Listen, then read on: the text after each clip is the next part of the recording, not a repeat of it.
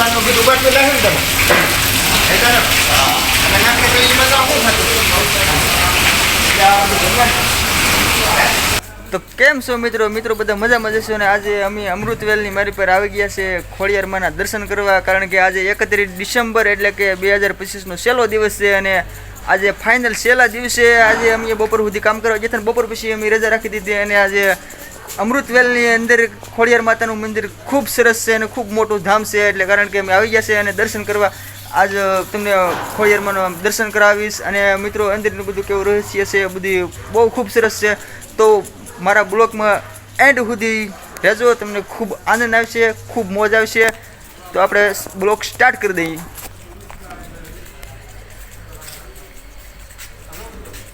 તો મિત્રો ખોડિયારમાંના મંદિરે ફાઇનલી આવી ગયા છે, અમે પૂગી જશે અને કાંક નજારો બધો આવો છે ખોડિયારમાંના માતાજીનો.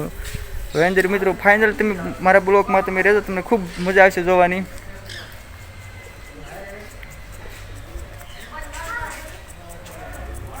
ભગવાન શિવ ભોલાનાથ, જય ભોલાનાથ.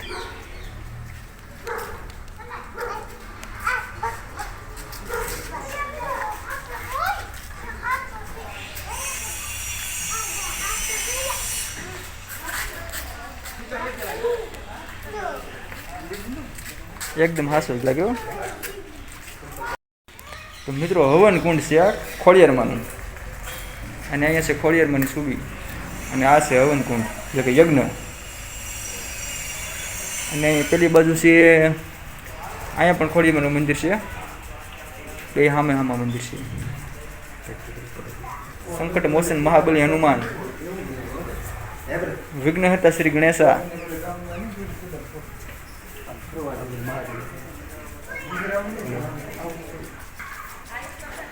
અહીંયા પણ મહાદેવ.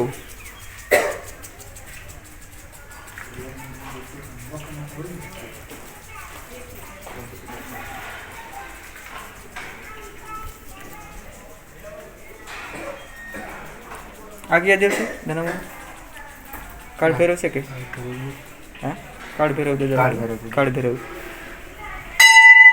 જય ભોલાનાથ, જય ભોલાનાથ. દક્ષિણે નમઃ.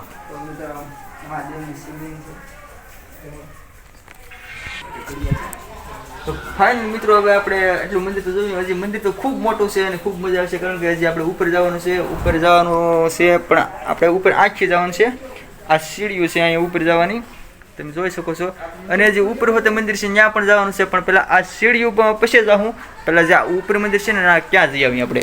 તો ફાઇનલ મિત્રો તમને મારા બ્લોગ એન્ડ સુધી જોજો, કારણ કે તમને બ્લોગ જોવાની ખૂબ આનંદ આવશે, ખૂબ મજા આવશે, કારણ કે અમૃતવેલની મારી પર આ ખોડિયારમાંનું મંદિર છે, ખૂબ મોટું છે અને ખૂબ સરસ છે.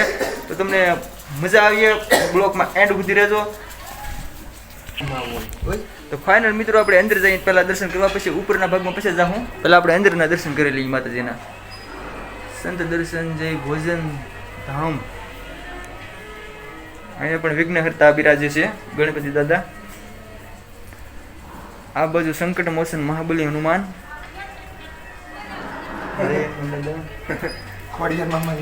અંદર જઈએ મિત્રો.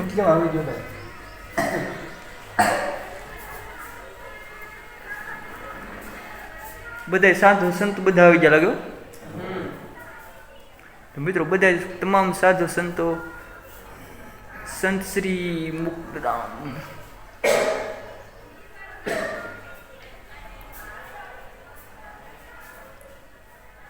મિત્રો અહીંયા તમામ સંતોના ફોટા લાગી ગયેલા છે, તમામ સંતો છે. અને આ છે ગુરુ સંત શ્રી વજલરામ બાપા.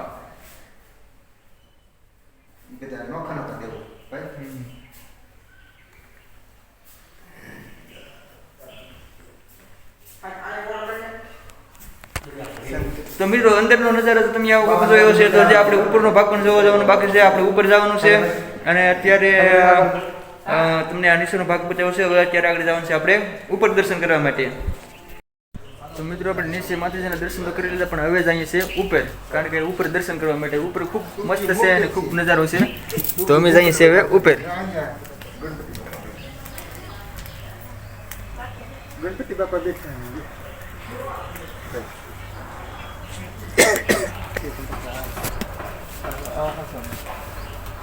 પેલું મંદિર આવડો આ ખોડિયાર આ છે. તો ફાઇનલી મિત્રો અમે આવી ગયા છીએ ઉપર માતાજીના દર્શન કરવા માટે. હા છે દુકાન પર દાખલ નાખો આમ છે નાંદલમાં હે અહીંયા પણ રાંધલ માતાજી છે.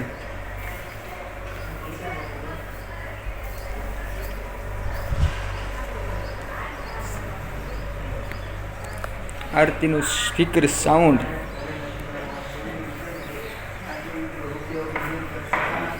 અને મિત્રો અહીંયા તો છે 12 જ્યોતિર્લિંગ.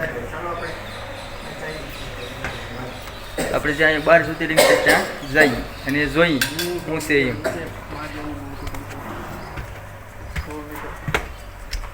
નીચે મહાદેવની મૂર્તિ છે મિત્રો. બ્લોકમાં આપણે ચાલુ કર્યું ત્યારે જ મેં તમને બતાવી હતી. આ તો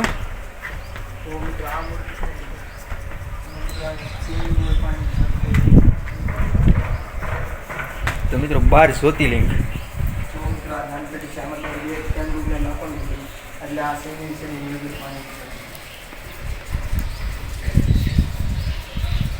તો મિત્રો આ છે 12 જ્યોતિર્લિંગ. મહાદેવ, પાર્વતીજી,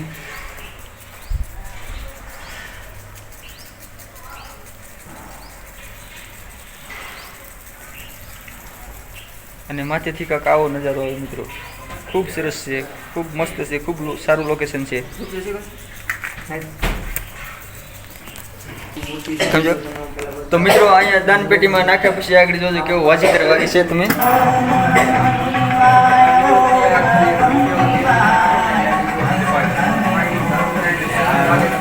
મિત્રો પાણી પણ ચાલુ થઈ ગયું. જો દાન પેટીમાં 1 રૂપિયો નાખવા દેવો મિત્રો. એક દાન પેટીમાં રૂપિયો નાખવાથી વાજીતર પણ વાગે છે અને પાણી પણ શિવલિંગ ઉપર પાણી પડે છે.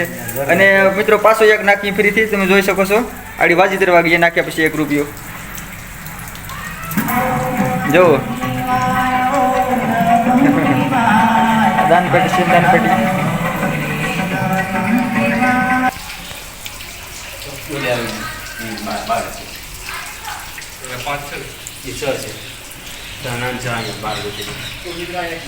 ફાઇનલી મિત્રો આપણે ગોવર્ધન પર્વત પર પૂગી ગયા. ને અહીંયા એક દાન પેટી છે. અહીંયા રૂપિયો નાખવાથી ગોવર્ધન પર્વતમાંથી પાણી પડી જાય. હું તમને બતાવું છું. જુઓ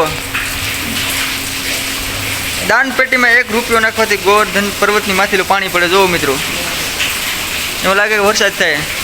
અને ભગવાન કૃષ્ણએ ટસલી આંગળી એક પર્વત ઉપર દીધી છે. કશો બીજો નથી. ભગવાનનું કીધું બાટલું લાગે ને તમે અને નાખે તો એમાં તો શું થતું એટલે આ બધું ભગવાન કેટલા બધાનું પેલા મંદિર.